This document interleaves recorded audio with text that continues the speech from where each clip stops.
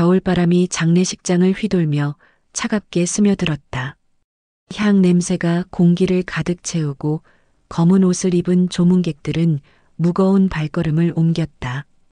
영정 속의 남자는 여전히 미소를 띠고 있었지만 그 앞에 무릎 꿇은 아내의 얼굴은 이미 눈물로 얼룩져 있었다. 수연은 두 손으로 영정의 틀을 감싸쥔 채 흐느꼈다. 목이 메어 소리조차 나오지 않았고 눈물은 그치지 않고 흘러내렸다. 바닥은 이미 눈물로 젖어 있었다. 옆에서 시어머니가 다가와 떨리는 손으로 그녀를 부축했다. 얼굴은 창백했고 아들을 떠나보낸 고통이 그대로 묻어 있었다. 하지만 그녀는 무너진 며느리를 붙잡고 놓지 않았다. 울지 마라 수연아. 내가 이렇게 울면 우리 아들 영정 속에서 더 슬퍼 보이잖니. 어머니 저 어떡해요. 이젠 혼자예요. 다시는 못 봐요. 다시는. 시어머니는 고개를 저으며 며느리의 손을 꼭 쥐었다. 혼자가 아니다. 난 내 옆에 있을 거야. 내 아들은 갔지만 넌 여전히 내 가족이야. 이제 넌 내 딸이다. 그 말에 수연은 더욱 흐느꼈다. 울음은 한층 더 터져나왔고 장례식장은 다시 깊은 비통에 잠겼다. 조금 떨어진 곳에 앉아있던 준호, 죽은 남편의 동생은 멀리서 이 모습을 지켜보고 있었다. 형을 잃은 충격에 말없이 서 있었지만 눈빛은 유난히 수연에게 오래 머물렀다. 그날 밤 빈소에는 세 사람만이 남았다. 조문객이 모두 떠난 뒤에도 향은 꺼지지 않았고 촛불은 흔들렸다. 그 침묵 속에서 겨우 들려온 건 준호의 낮은 목소리였다. 형은 참 좋은 사람이었어요. 누구보다 책임감 있고 따뜻했죠. 왜 하늘은 좋은 사람만 데려가는지 모르겠습니다. 수연은 손으로 얼굴을 가리며 중얼거렸다. 아침까지만 해도 웃으며 집을 나갔는데 저녁에 이렇게 돌아오다니. 아직도 믿기지가 않아요. 시어머니는 의자에 앉아 두 손을 꼭 맞잡았다. 난 이제 매일 혼자겠지. 아들을 보내고도 내가 살아있는 게 더 괴롭구나. 그래도 수연아, 내가 내 곁에 있어야 한다. 그래야 내가 버틴다. 수연은 떨리는 목소리로 대답했다. 어머니, 네, 저 어머니 곁에 있을게요. 제가 떠나지 않을게요. 그 약속은 단순한 위로가 아니었다. 수연은 정말로 이 집을 떠날 수 없다고 느꼈다. 남편의 흔적이 가득한 집, 그리고 시어머니. 그것이 그녀의 마지막 끈이었다. 며칠이 지나도 남편의 방은 그대로였다. 옷장에는 그의 셔츠가 가지런히 걸려 있었고 수연은 그 옷을 꺼내 품에 안고 울곤 했다. 눈물이 마를 날이 없었다. 시어머니는 그런 그녀를 위해 직접 미음을 끓여왔다. 이거라도 좀 먹어라. 그래야 버틸 수 있지 않겠니? 수연은 숟가락을 들지 못한 채 눈을 붉혔다. 어머니 전 이제 어디로 가야 하나요? 이 집을 떠나면 저는 아무것도 없어요. 그럼 떠나지 마라. 여긴 내 집이다. 넌 내 며느리이자 내 딸이야. 그 말에 수연은 흐느끼며 고개를 끄덕였다. 한편 준호는 집안일을 자주 도우러 오기 시작했다. 장작을 패고 장을 봐오고 무거운 짐을 들어주는 일까지 묵묵히 했다. 형을 잃은 슬픔을 묻어두고 남겨진 가족을 챙기려는 듯 했다. 어느 날 수연이 마당에 앉아 멍하니 허공을 바라보고 있을 때 준호가 다가와 말을 건넸다. 춥습니다. 안으로 들어가시죠. 여기 앉아 있으면 마치 그 사람이 곧 들어올 것 같아서요. 준호는 잠시 말을 잇지 못했다가 낮게 말했다.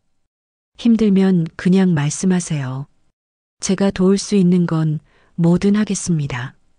짧은 대화였지만 그 울림은 오래 남았다.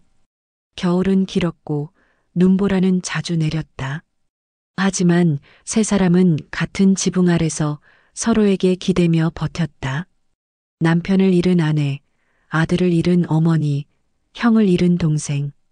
그들의 삶은 애도의 이름으로 얽혀 있었지만 그 안에는 보이지 않는 균열이 천천히 자라고 있었다. 장례가 끝난 지 몇 달이 흘렀다.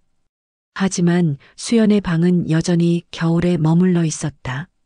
남편의 셔츠는 옷장에 걸린 채 그대로였고 작은 서랍 속에는 그의 손목 시계가 멈춘 바늘을 간직한 채 놓여 있었다. 수연은 하루에도 몇 번씩 그 방으로 들어가 옷을 꺼내 품에 안곤 했다. 남편의 채취는 거의 사라졌지만 그 허전한 냄새마저도 놓을 수 없었다. 그녀의 시간은 아직 장례식 날에 묶여 있었다. 세상은 봄을 향해 나아갔지만 그녀의 마음은 여전히 눈 내리던 그날에 서 있었다. 시어머니는 매일 밥상을 차리며 며느리의 곁을 지켰다. 그 눈빛에는 애틋함과 죄책감이 늘 섞여 있었다. 아들을 먼저 떠나보낸 어머니의 마음에는 며느리까지 고통 속에 묶어두는 게 옳은 일인지 매일같이 자문이 이어졌다. 어느 날 저녁 시어머니는 조심스레 입을 열었다. 수연아, 내 나이가 몇이니? 아직 젊다. 이렇게 혼자 살면 안 된다.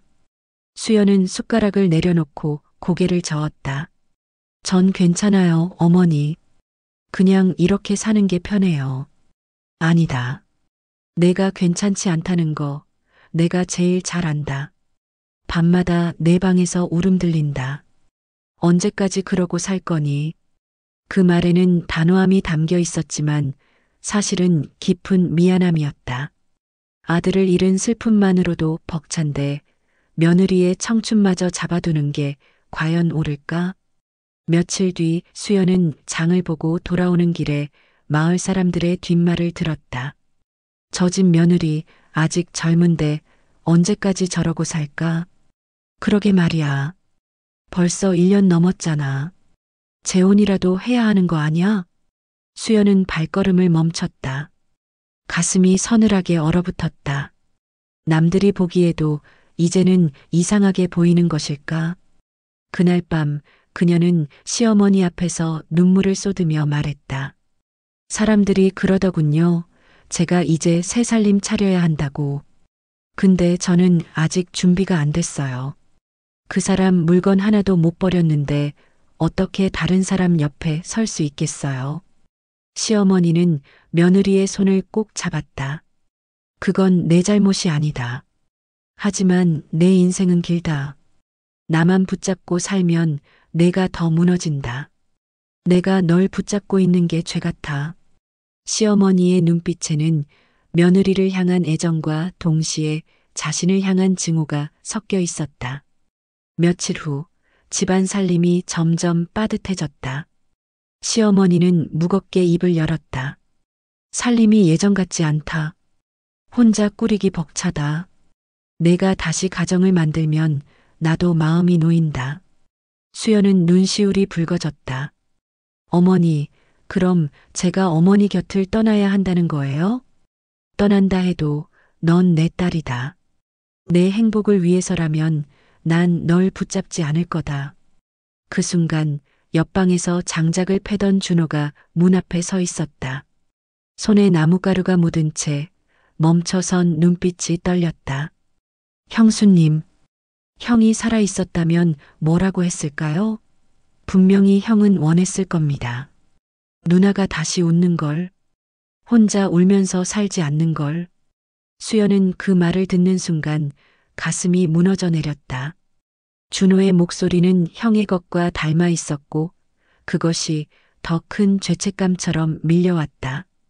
저도 웃고 싶어요.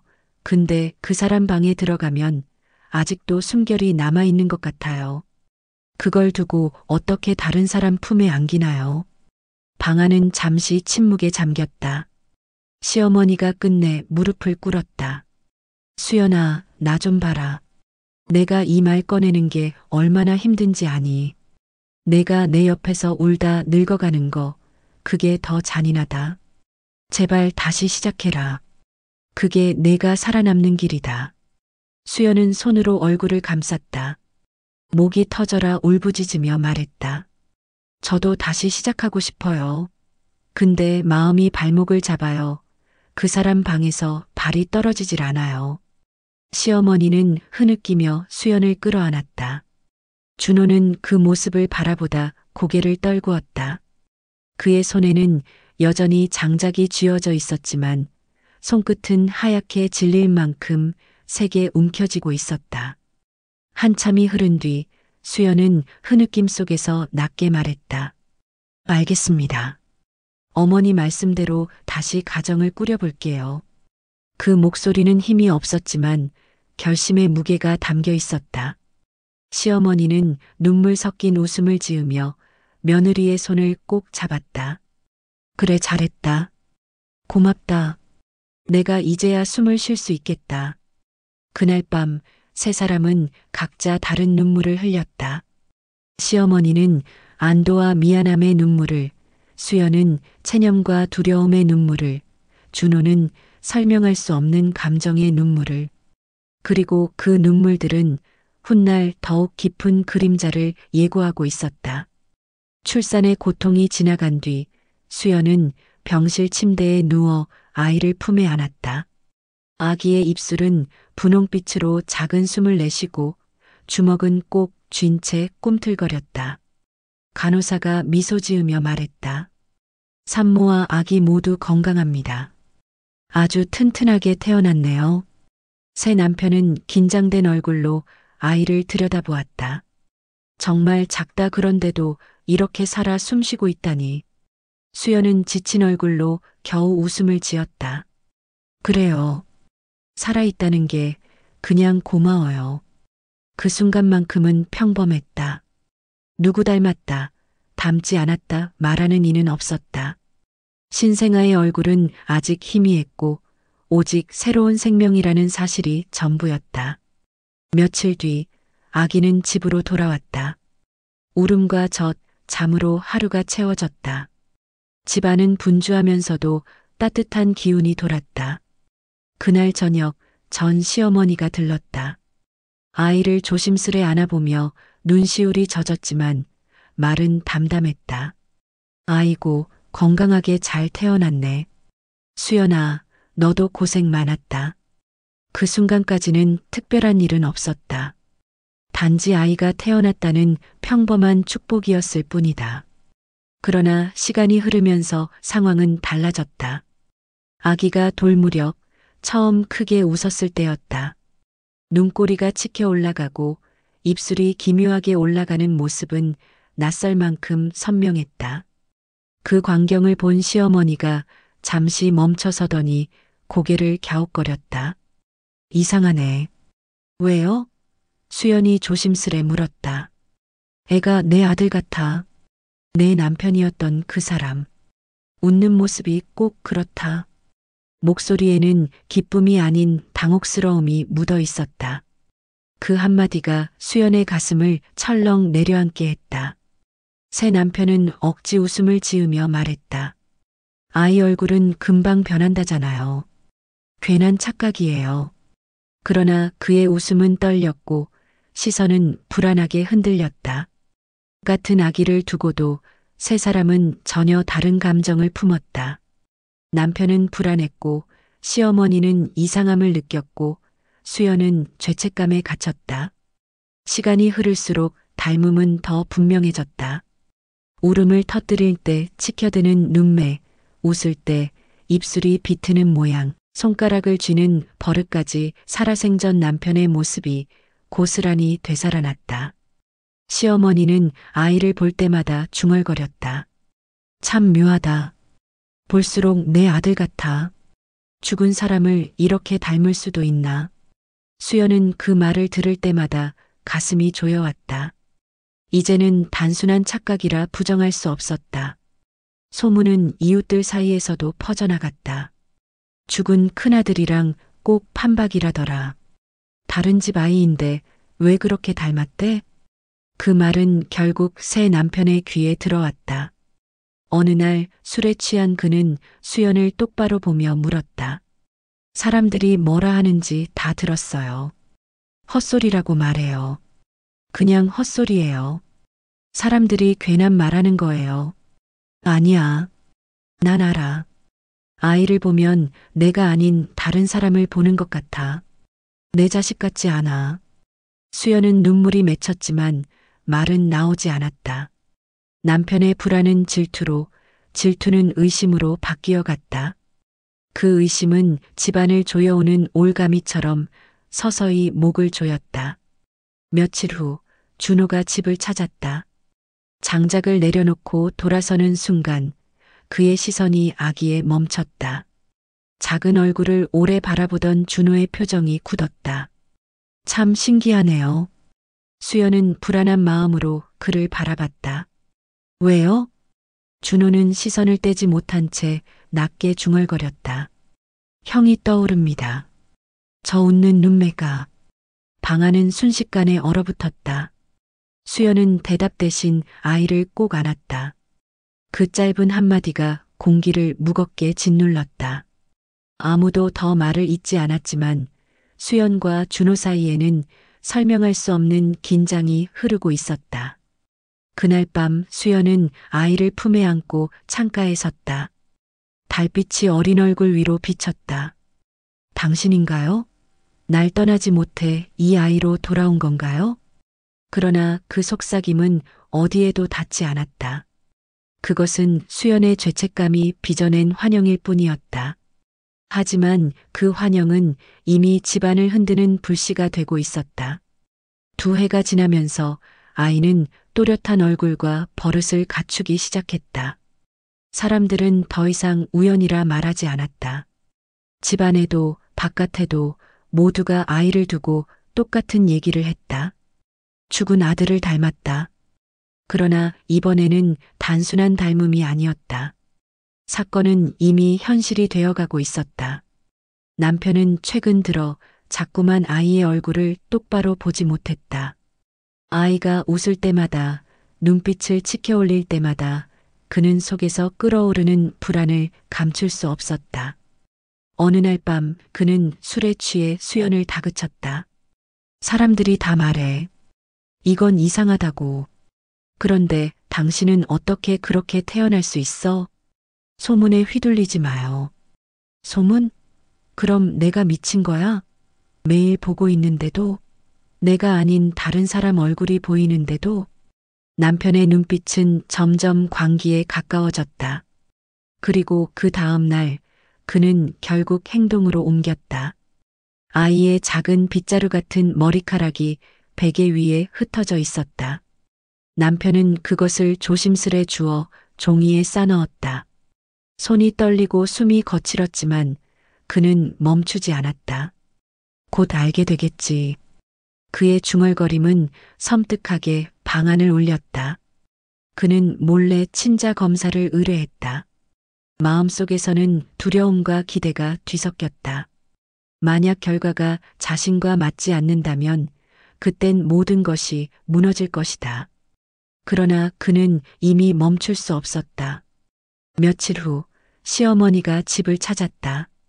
아이는 마루에서 장난감을 두드리며 놀고 있었다. 아이고, 참 잘 크네. 이제 장난도 치는구나. 시어머니는 아이를 보며 미소를 지었다. 그러나 그 순간 무심코 흘린 한마디가 공기를 얼어붙게 했다. 민수야, 거기서 넘어지면 안 된다. 순간 방 안은 조용해졌다. 민수, 그것은 죽은 아들의 이름이었다. 수연은 얼굴이 하얗게 질리며 손에 힘을 주었다. 어머니, 지금 뭐라 하셨어요? 시어머니는 놀란 듯 고개를 흔들며 중얼거렸다. 아, 내가 순간 착각했구나. 미안하다. 그냥 너무 닮아서. 그것은 단순한 실수가 아니었다. 입 밖으로 나온 이름은 무심함이 아니라 오랫동안 누적된 직감이 터져나온 순간이었다. 수연은 그 말을 들으며 가슴이 쪼여들었다. 그날 밤 수연은 아이를 안고 눈물을 흘렸다. 민수라는 이름이 귓가를 맴돌았다. 그녀가 숨기려 했던 진실이 너무 쉽게 드러나려 하고 있었다. 며칠 뒤 준호가 집을 찾았다. 장작을 내려놓은 그는 방 안에서 아이를 바라보다가 조심스럽게 다가갔다. 아이가 두 팔을 벌리자 준호는 주저하다가 아이를 안아 올렸다. 작은 손이 그의 옷깃을 잡았다. 준호는 잠시 멍하니 아이를 보았다. 형이 떠오릅니다. 수연은 몸이 굳었다. 제발 그 말 그만해요. 준호는 고개를 저으며 낮게 속삭였다. 당신도 알잖아요. 이 아이가 누구 닮았는지. 부정해도 더 이상 숨길 수 없잖아요. 수연은 눈을 질끈 감았다. 목구멍이 타들어갔지만 아무 대답도 할 수 없었다. 준호의 말은 단순한 관찰이 아니었다. 그것은 묵시적 고백이었다. 두 사람만 알고 있는 비밀, 두 사람만 느끼는 죄악의 그림자가 그대로 드러난 것이었다. 남편은 점점 더 날카로워졌다. 아이를 안아들면서도 눈빛은 차갑게 가라앉았다. 내 아이지? 그의 물음은 점점 더 노골적이었다. 수연은 고개를 떨구며 눈물을 흘렸다. 당신 아이예요. 그러나 그 목소리는 확신이 아닌 간절한 기도처럼 들렸다. 진실은 이미 균열 속에서 새어나오고 있었다. 남편의 의심은 행동으로, 시어머니의 무심한 말은 불길한 직감으로, 준호의 시선은 금지된 고백으로 변해갔다. 그리고 수연은 더 이상 버틸 수 없는 벼랑 끝에 서 있었다. 남편은 기다림 속에서 조금씩 무너져갔다. 머리카락을 건네고 며칠 그는 평소와 다름없이 행동하려 애썼지만 눈빛은 차갑게 식어 있었다. 집안의 공기도 무겁게 가라앉았다. 어느 날 봉투 하나가 그의 손에 쥐어졌다. 두꺼운 서류 봉투, 친자 검사 결과였다. 손끝이 떨렸다. 그는 심호흡을 하고 봉투를 열었다. 눈으로 활자를 따라 내려가던 순간 입술이 굳어졌다. 말도 안 돼. 부적합. 그 두 글자가 눈을 찔렀다. 그는 그 자리에서 종이를 구겨쥐었다. 뼛속까지 차갑게 퍼져나가는 절망이 가슴을 파고들었다. 그날 밤 술에 잔뜩 취한 남편은 집에 들어서자마자 수연을 노려보았다. 내가 뭘 했는지 알아. 다 들통났어. 수연은 식은땀을 흘리며 고개를 흔들었다. 무슨 소리예요? 검사했어. 그 아이 내 피가 아니야. 이제 발뺌할 수 있어? 수연은 무릎이 꺾이듯 주저앉았다. 눈물이 얼굴을 타고 흘렀다. 제발 제발 그만해요. 그러나 남편은 멈추지 않았다. 그의 목소리는 분노와 절망이 뒤엉켜 있었다. 누구야? 누구랑 그런 짓을 한 거냐? 대체 누구 피가 흘러서 이런 괴물이 태어난 거냐고. 며칠 뒤 시어머니는 아이를 안고 있었다. 아이는 해맑게 웃었다. 그녀는 떨리는 목소리로 말했다. 민수야. 수연은 그 소리를 듣자마자 몸이 굳었다. 어머니, 제발 그 이름 부르지 마세요. 시어머니는 눈을 가늘게 뜨며 수연을 바라보았다. 이제 확실히 알겠어. 그냥 닮은 게 아니야. 내가 뭘 숨기는지 어렴풋이 알 것 같구나. 그 직감은 이미 의욕을 넘어 확신이 되어가고 있었다. 그날 밤 준호가 집을 찾았다. 수연은 남편과의 싸움으로 지쳐 있었다. 괜찮으세요? 준호가 조심스럽게 물었다. 수연은 눈물이 고인 눈빛으로 고개를 저었다. 더는 버틸 수가 없어요. 준호는 잠시 침묵하다가 낮게 속삭였다. 이 아이 제 아이 맞죠? 순간 공기가 얼어붙었다. 수연은 눈을 감았다. 대답은 하지 않았지만 침묵이 모든 걸 말해주었다. 눈물이 흘렀다. 준호 씨, 우리 큰일 난 거예요. 금지된 진실은 드디어 입술 끝에서 새어나왔다. 남편의 분노, 시어머니의 확신, 그리고 수연과 준호 사이의 고백. 모든 갈등이 한꺼번에 폭발 직전으로 치닫고 있었다. 그날 이후 남편은 집을 나가버렸다. 시어머니는 수연을 노려보며 차갑게 말했다. 내 아들, 죽은 줄 알았더니 넌 그 동생과 손을 잡았구나. 이 집안을 2번 죽인 게 너라는 걸 알아? 수연은 아무 말도 하지 못했다. 오직 아이의 울음소리만이 집안을 가득 메웠다. 균열은 이제 완전히 금으로 번졌다. 숨길 수 없던 비밀이 드러나고 세 사람의 삶은 되돌릴 수 없는 파국으로 내달리고 있었다. 진실이 드러난 뒤 집안은 돌이킬 수 없는 금이 간 항아리처럼 흔들리고 있었다. 남편은 며칠째 집을 떠돌다시피 했고 술 냄새와 피로에 절어 눈빛은 광기에 가까워졌다. 수연은 잠들지 못한 채 아이를 안고 긴 밤을 버티고 있었다. 시어머니는 말없이 집을 오갔으나 눈빛은 점점 차갑게 굳어갔다. 어느 밤 남편이 거칠게 문을 열고 들어왔다. 술에 절은 몸은 휘청거렸지만 손에는 구겨진 종이 뭉치가 들려 있었다. 다 봤어. 숨길 수 없어. 수연은 식은땀이 등줄기를 타고 흘렀다. 무슨 말이에요? 검사했어. 그 아이 내 피가 아니더군. 더 이상 거짓말할 수 있겠어? 목소리는 울부짖음에 가까웠다. 종이 뭉치가 바닥에 떨어지며 흩어졌다. 그 활자에는 잔인할 만큼 선명한 글자가 새겨져 있었다. 부적합.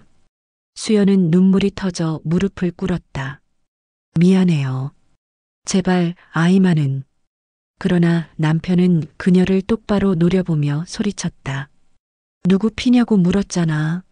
누구 아이냐고. 방안이 울림으로 진동했다. 수연은 입술을 떨며 대답하지 못했다. 그 순간 준호가 뒤에서 나타났다. 그는 침묵으로 모든 것을 말하고 있었다. 남편의 시선이 번개처럼 준호에게 꽂혔다. 내 놈이군. 준호는 고개를 숙이며 낮게 말했다. 형님, 죄송합니다. 형님? 지금도 형이라 불러. 날 이렇게 짓밟아 놓고? 분노는 터져나왔다. 남편은 주먹을 움켜쥐고 준호에게 달려들었다. 몸싸움이 방안을 뒤흔들었다. 수연은 울부짖으며 2사람 사이에 몸을 던졌다. 그만해요. 제발 다 그만해요. 하지만 남편은 그녀의 팔을 거칠게 밀쳐내며 소리쳤다. 넌 날 2번 죽였어. 아내로서 그리고 인간으로서. 수연의 몸이 바닥에 쓰러졌다. 아이의 울음소리가 날카롭게 울려 퍼졌다. 그때 시어머니가 달려나왔다.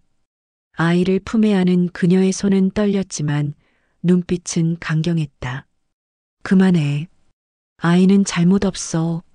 죄는 어른들 몫이지. 남편은 비틀거리며 그녀를 노려봤다. 정말 그렇게 생각하세요? 금지된 피로 태어난 아이를 당신은 손주라고 부를 수 있습니까? 그의 말은 차갑고 잔인했다. 그러나 시어머니는 한참을 바라보다 무겁게 고개를 끄덕였다. 그래. 잘못한 건 수연이다. 내 동생이다. 하지만 아이만은 내 손주다. 내가 키울 거다. 방안은 다시 얼어붙었다. 수연은 얼굴을 가리며 흐느꼈다. 준호는 벽에 기대어 숨을 몰아쉬며 눈을 감았다. 남편은 한참 동안 웃음인지 울음인지 모를 소리를 내며 고개를 흔들었다. 좋아. 그럼 나만 빠지면 되는 거겠지. 내 손주, 내 동생, 내 며느리 다 같이 살아남아라. 하지만 잊지 마. 넌 내 인생을 빼앗았어. 언젠가 그대가 치르게 될 거야. 마지막 말은 저주 같았다. 그는 문을 거칠게 닫고 사라졌다. 그 순간 이 집은 더 이상 가정이 아니었다. 시어머니는 아이를 꼭 안은 채 수연을 내려다보았다.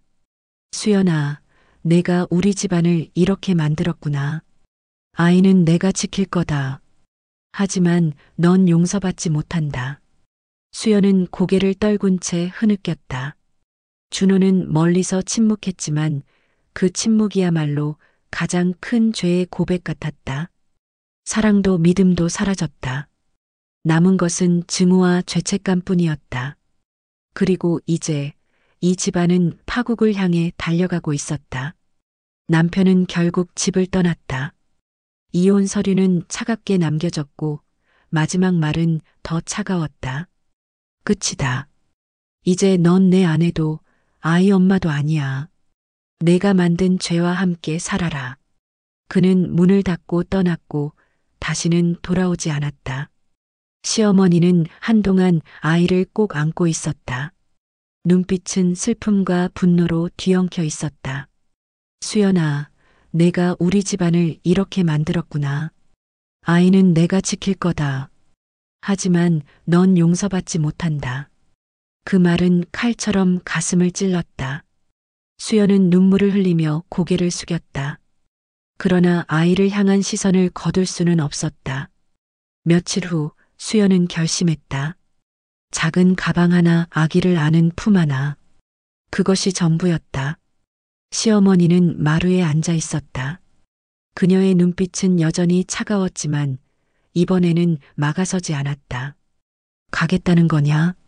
네. 어디든 가서 이 아이와 살 거예요. 내가 지은 죄 평생 잊지 마라. 잊지 않겠습니다. 하지만 이 아이는 제 아이니까요. 시어머니의 손끝이 떨렸지만 결국 아이를 돌려주었다. 아이는 수연의 품에서 작은 손을 내밀며 웃었다. 새벽 수연은 집을 나섰다. 차가운 바람이 얼굴을 스쳤다. 아이는 잠든 채 그녀의 가슴에 안겨 있었다. 길은 멀고 막막했지만 발걸음은 단호했다. 그녀는 모든 걸 잃었다. 남편도 가정도 믿음도. 그러나 남은 하나가 있었다. 아이. 죄와 고통으로 얼룩진 세상에서 그 아이만이 그녀가 다시 살아갈 이유였다. 마지막 장면. 버스 창가에 앉은 수연. 그녀는 아이의 손을 꼭 쥐고 창밖을 바라본다. 어딘가 모를 도시의 불빛이 멀어지고 새로운 길이 열리고 있었다. 사랑은 죄로 무너졌지만 모성은 끝내 사라지지 않았다. 그녀는 죄를 짊어진 채 아이와 함께 또 다른 삶으로 걸어가고 있었다.